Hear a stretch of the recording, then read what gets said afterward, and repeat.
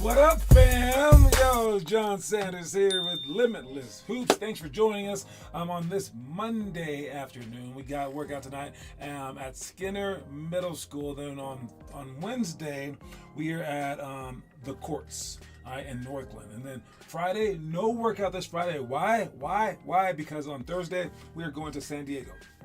All right, and if you aren't going to San Diego, hopefully you're going to still get your workouts in here. All right. If you are going to San Diego, be prepared. Okay. It's outside of Colorado, so the competition will be fierce. All right. It's away from your home, so it'll be unknown, but it'll also be extremely fun because the whole trip will be just about basketball and Comic-Con. I'm sure Comic-Con will be taking over the entire area. I'm pretty positive that we're going to see something in the Comic-Con-like area. Clear my throat.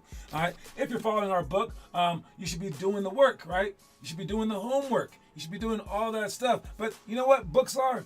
Books are like school. And what does school really get you? I got to tell you a secret, folks. All right.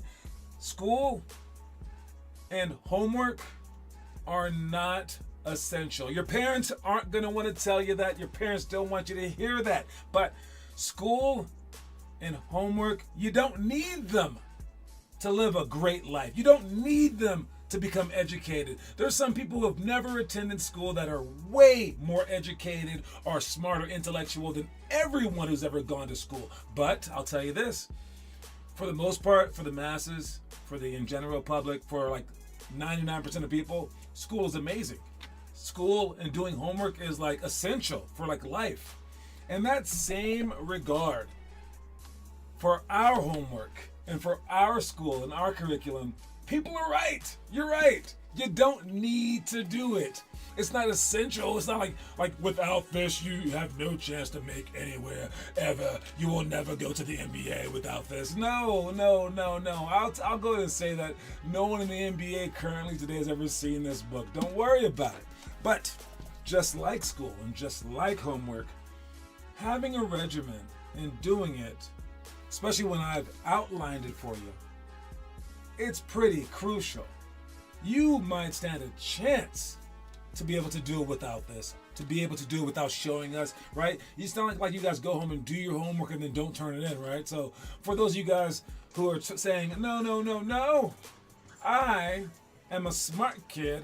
I can go home, read the history book or the science book or the math book, do the homework, never turn it into my teacher, and trust me, I'll be smarter than every other kid in that school. That's a possibility.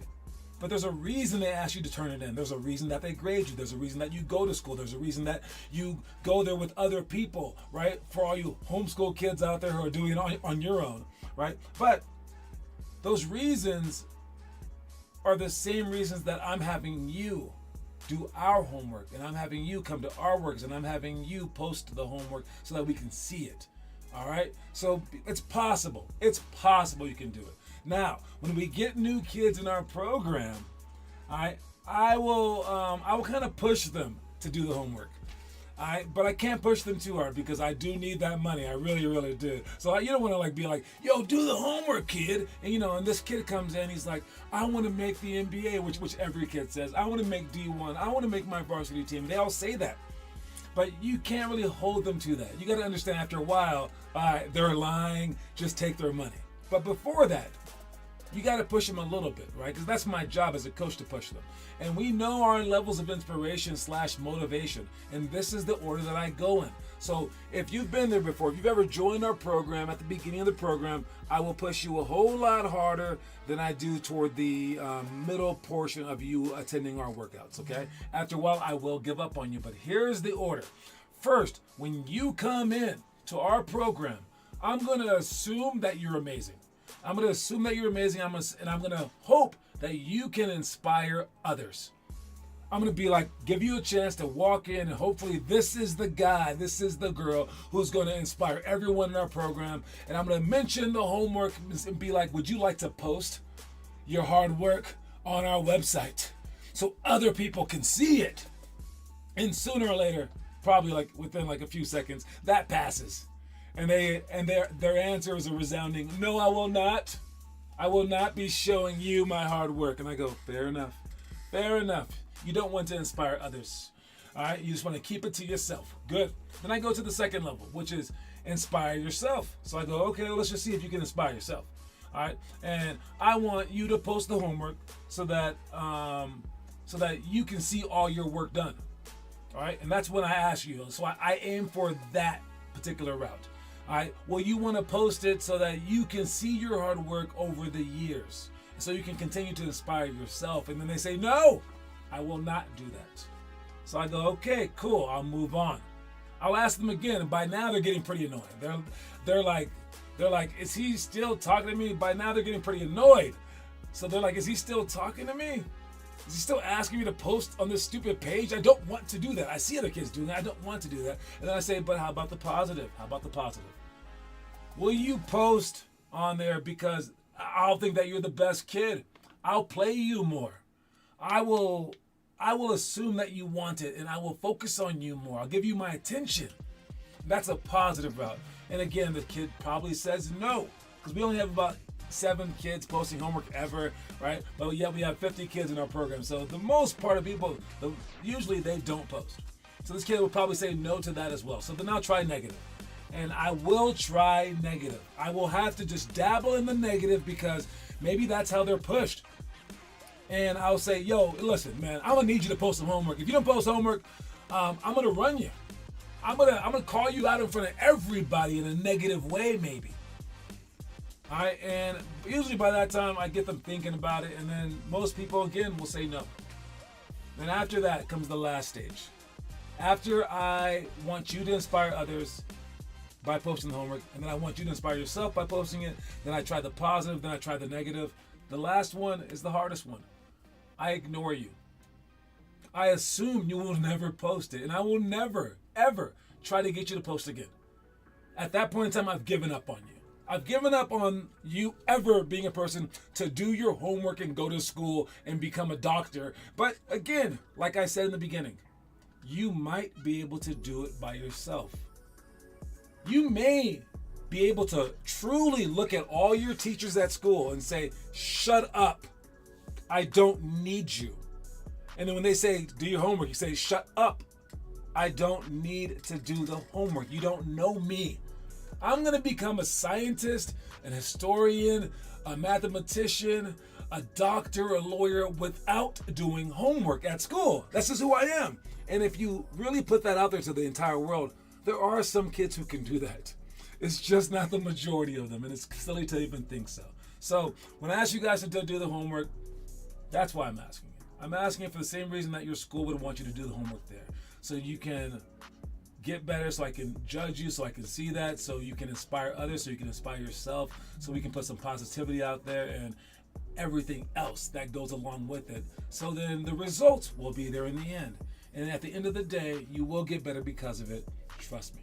All right, everyone does it. Let's just be the ones to do it too. Let's start our show. We got Teo Trujillo. What's up? I got Chimmy in the audience. What's going on, y'all? All right, and I'm picking up some kids tonight at 5:20 at Ryan Elementary. Please don't be late. It's our last carpool of the year, which is crazy. All right, and I have a feeling that this quote of the day will be about the carpool. I think. Let's see what it is. It has nothing to do with the carpool. It just says to be creative. I thought maybe the fates would be on my side, but it doesn't. But this is a pretty cool quote too. Be creative. In the sport of basketball, man, you have to be creative. I mean, I guess you don't have to be, but it really, really helps. And for this sport, it allows you to be creative. Think about soccer, man. They don't even let you use your hands in soccer. I mean, that's like 2 of your 4 limbs. I know you can't kick the ball in basketball, but you can use your footwork in basketball, right? So this sport is such an individualized sport where being creative is an enormous tool. And you can go out there and you guys have basically taught me a few things sometimes just by coming up with like a new cut like that, by doing something on accident. All right. The sport of basketball is so diverse. There's so many different things. Like football, there's probably like 100 different things that you could do. For basketball, there's an infinite amount of different things that you could do different ways. That makes it the most creative sport ever. Like in tennis, there's only so many ways that you can hit a ball. But for a basketball, there's so many different ways that you can shoot it. It's a hook shot, it's underhand, it's like this, it's left hand, it's behind your back. There's so many different things that you can do, and it's such a creative sport. You might as well use that to your advantage, because when you can allow creativity to rule the day, not just in like the games by doing fancy stuff, but in your workouts by keeping it interesting. You can make the game different every single day. And that's one of the reasons I've never gotten bored with this sport.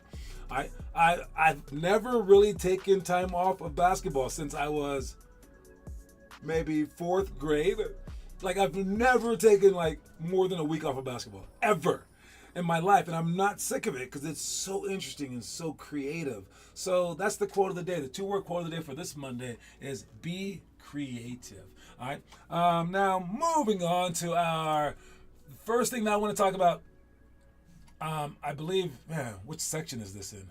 I think it's this one. I'm not sure. I think it's this one, maybe.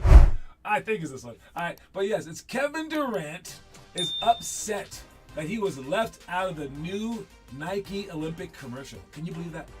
But the funny part about it is, like, you can't include every player, right? Every player, but he's the all-time leading scorer in Olympic history for the USA, and he's been with Nike since 2007.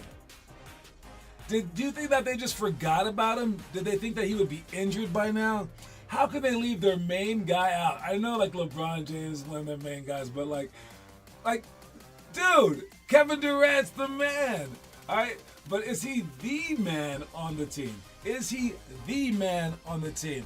I don't know if that's true. And if you asked Joel Embiid, well, Joel Embiid would say, nah. Joel Embiid would be like, I'll tell you who isn't the man. And he says that LeBron James is not the man. And it's such a weird comment because Joel Embiid, despite being French, he's on the USA basketball team. And I believe he thinks that maybe Kevin Durant's the man, but maybe he thinks that he's the man. I have no idea. And I'm sure he didn't say these comments exactly like this, but he kind of alluded to it. And he's saying that the U.S. probably won't win gold. He's on the USA team, and he thinks that we won't win gold. Coming from a foreigner, that's really traitorous remarks, man. But he's also saying that LeBron's old as well. With that said, man, LeBron went out there the last 2 games, just the warm-up games though, and he did not show his age. If anything, he's probably like showing that he's like the best player on the team, which is crazy. And it reminds me of this guy. Just to go back to back. It reminds me of this guy who said that Anthony Edwards said that he was the number 1 option on the team, even with KD. Now, of course, I think that KD's the number 1 option, but he's coming off of an injury. All right, but I like Anthony Edwards saying this. I do, and I like it because of one thing. I like it because of Muhammad Ali. Muhammad Ali was a very cocky guy as well, but it's a different type of cocky. You can be cocky like these guys are, or you can be cocky like some other people are. Where some other people, they're so cocky, they're like, I'm the greatest ever. And then when it shows that they're not the greatest ever, then they still go, oh, no. That's not because of this. That's because of this. And then they lie. It's like they're a false cocky. They're so cocky that they're delusional. Anthony Edwards, though, he said, I'm the number 1 option. Then they said, who's the alpha? And he goes, Kevin Durant's the alpha. And everyone's like, well, what about LeBron? He goes, I don't know. And then LeBron, they asked him right after the last game, they asked him, what were the keys to success? And this is what he said. Miracle win for South Sudan, but you managed to stay there. What was the key for you guys? LeBron James. Yeah, pretty much just LeBron. Almost. It said LeBron James. All right, and that to me is how you act cocky. If you're gonna be cocky, that is how you act cocky. You show them what you want to be. Then when you get it, you show them that you love having it. And then when you lose it, you humble yourself and you say, yo, they got me, but I'm going to come back tomorrow. All right? And that level of cockiness mixed with truth, that's the way to be cocky. That's the way to be confident. And everyone loves that. Everyone can get behind that. Right? Martin Luther King said it's called the drum major instinct, and everyone has a right to want to feel like they're first. But you got to reorganize how you're first. He said you should be the first in kindness, the first in this, the first in that, the best janitor, the best whatever. And I think that this approach, when you can be totally cocky and just like say something that's might be true, but you're like, I'm the number one option, right? That's what you want. Then when it doesn't happen, you got to admit it though. And I think everyone would appreciate that. You just can't go on and on and on about it after the fact has presented itself. So anyways, great job to LeBron, but also great job to Anthony Edwards. I like that. And it might change next game. Anthony Edwards might become the number one option, but it's just how you phrase things, how you see yourself, how you do things. I think that is pretty interesting. All right, moving on to our itinerary today. Stuff for homework that you should be doing. We got free throws. Again, the homework that you should be doing, do it, post it. I'm begging you. All right, whatever. I'll just ignore you. All right, free throws, 10 in a row in under 5 minutes, 15-second times for sprints, pounds, drives, and pull-ups coming up here, box jumps and split jumps to shots. That's supposed to be on Friday. On Wednesday, sorry. So we will have a workout on Wednesday. That's what we're doing on Wednesday. Make sure that you guys post that stuff before we do it. At least go over it. At least look at the videos at the very least so that you're not surprised by any of the workouts. Today's workouts, we got twist passes, no-look passes. Sorry, yes, 2 types of passes. One-on-one defensive only. Closeouts to slides, mid-post series, and post progression. For post progression, you got to step to the middle, shoot hook shot. Then step to the middle, spin back for hook shot the opposite way. Step to the middle, dream shake, back to the middle. Then step to the middle, up and under on both sides. And then the mid-post series is spin the ball out from the block to the free throw line. Turn and face the basket. Jab back slowly, shoot your shot. Then the next time, rip under for a layup. Then the next time, rip under for a spin move. Then rip under for a fake spin. There's 4 different moves and this one move. All right. The last one that we don't have a video of is no look passes. Gonna dribble in, fake one way, look the other way, then pass behind our back. It's a dope pass. As for the other ones, make sure that you look at these videos right here, right now.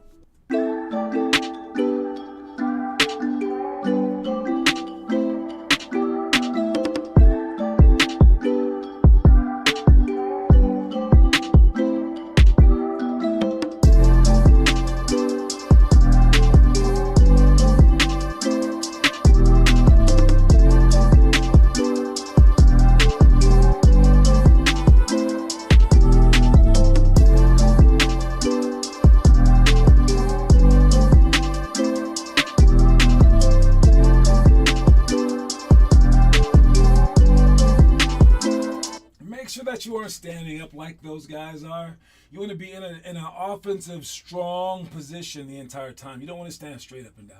All right, but yeah, and add a lot more intensity to it. But those are the passes so that no one deflects your passes as you're trying to make them. All right. As for the other drill.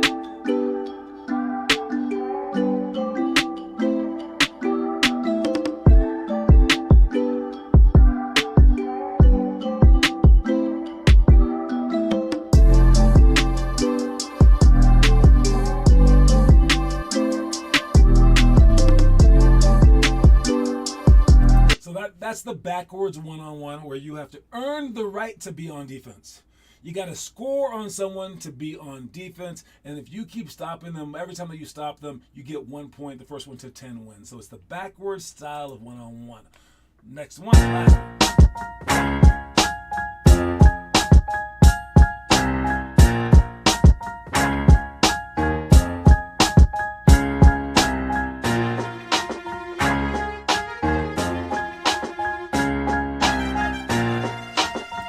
This is how we close out. All right, we just want to close out to make sure that our hand is in their face when they shoot a shot.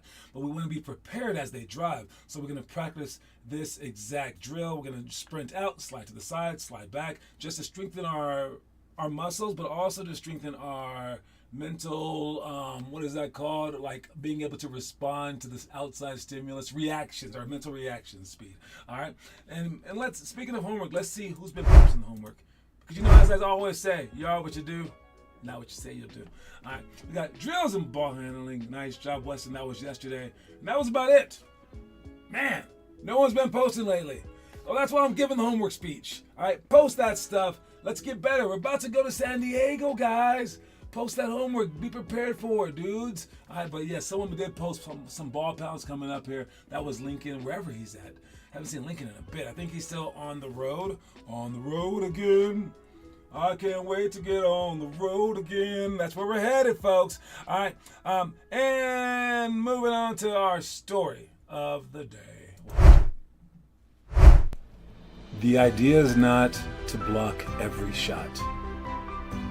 The idea is to make your opponent believe that you might block every shot.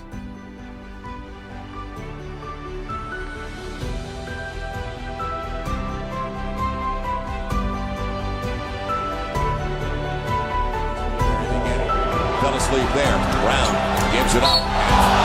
Got up there.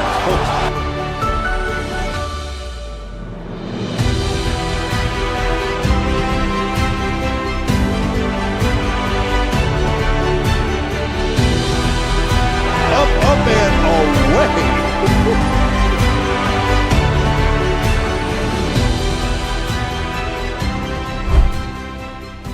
I don't think that was a foul. I mean, that was the craziest non-basketball play. Like, you know, it doesn't count as a play basically because he got called for the foul, but that was nuts. That was Shannon Brown for the Lakers jumping over the ceiling. But yes, before I get to talking about that, let's go over our trivia question for the day. Trivia question is, as McDonald's All-American game co-MVPs, these two also played together in college and played on the same team in the NBA. We've asked this for the last 3 weeks. No one's gotten it right. Good luck. As McDonald's All-American game co-MVPs, these two also played together in college and played on the same NBA team. It's been so long, I don't even know if I know the answer anymore. If you happen to know the answer, put in the comment section. We have about 8 more minutes to the end of the show to answer this question. Good luck to everybody involved. If you get the answer right, you get a chance to win a coin for one. Our two leaders are Austin and Taz with 1 coin apiece. So good luck, good luck, good luck. I think we have it's like a couple more days, just a couple more days. All right, good luck, you guys. All right, but yes, moving back.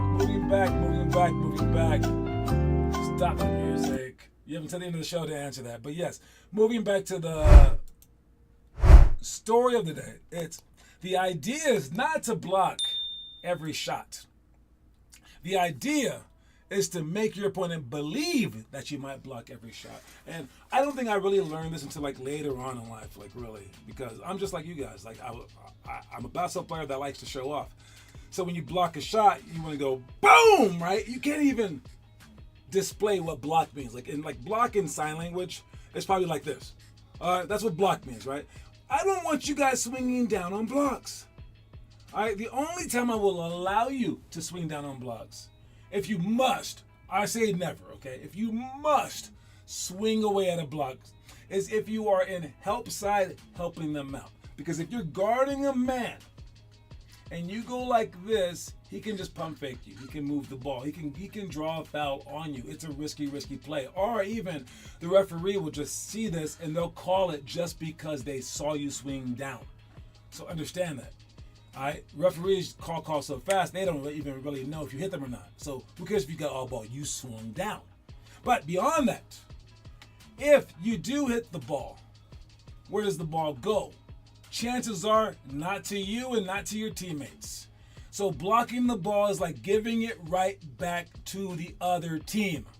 So not only can you get fouls, even if you don't get the foul and you hit the ball, they still have the ball. Or it goes out of bounds, so they still have the ball. All right, what you want to do is to just put your hand up and to control the ball. Now, what else does that do for you? Well, as you put your hand up, you're limiting their vision on the actual rim. So your hand's up, and if your hand stays up, they still see a limited view of the rim. They'll have less chance to make the shot, even if you don't block it. If you swing, however, you're blocking their vision for a second. They can always see the basket. So if you don't block it, you can't stop them. It doesn't really matter. You just blew some air on them. Now, if your hand's up and it does block the shot, now instead of flying back toward them, it just goes down or straight to your hand even. Now you have a better chance of maintaining that. All right. So oftentimes I'm stuck in the position, especially with me being so tall, where I have a choice to make, and this is how I choose it. As I guard someone and I put my hand up to block the shot, I actually don't even go for the ball. I'll go for their eyes. And no, I don't try to poke their eyes out. I go like this and I just cover their vision. Because if they're shooting a shot, chances are the ball isn't in front of their face.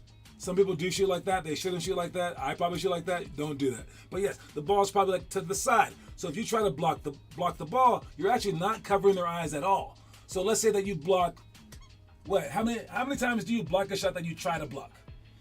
If the guy that you're guarding shoots 20 shots a game, how many blocks are you getting? Are you getting 5 blocks? Well, so you're in the NBA, okay? You're not getting that many blocks. Probably blocking like 1 in 20.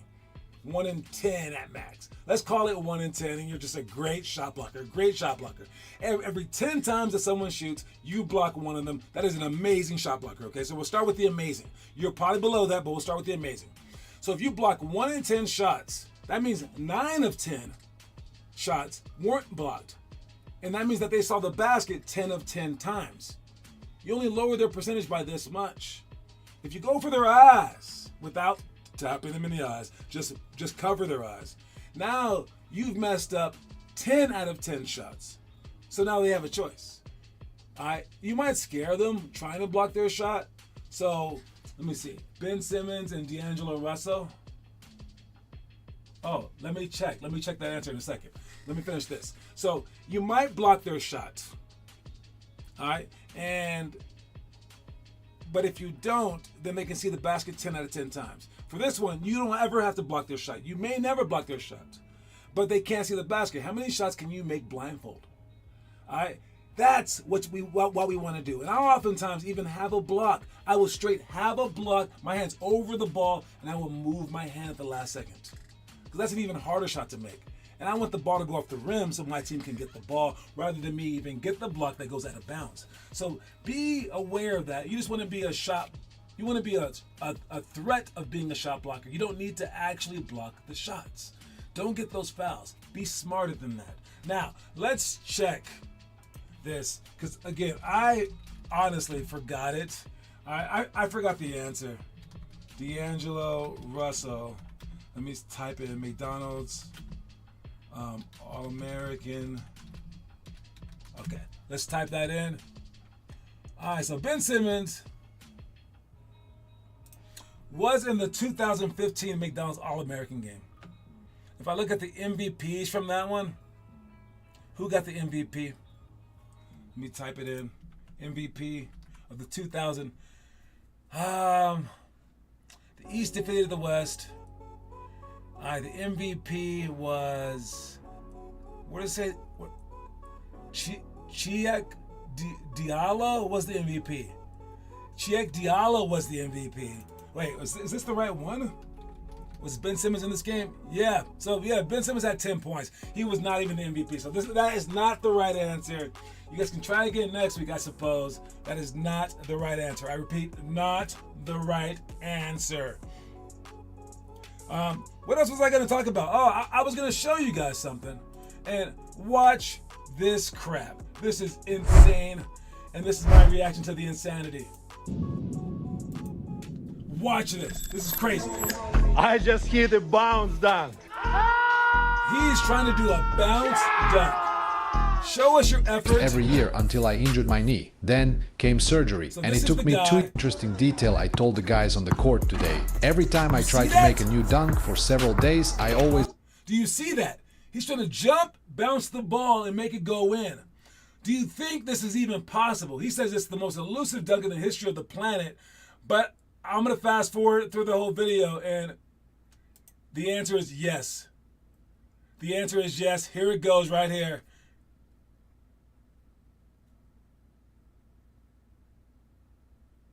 Can you do that on a 6-foot rim, 5-foot rim? Is that possible to do? They caught it still on the ground, kind of. Some luck must be involved because it took him so many tries. But that is unbelievable. That is amazing.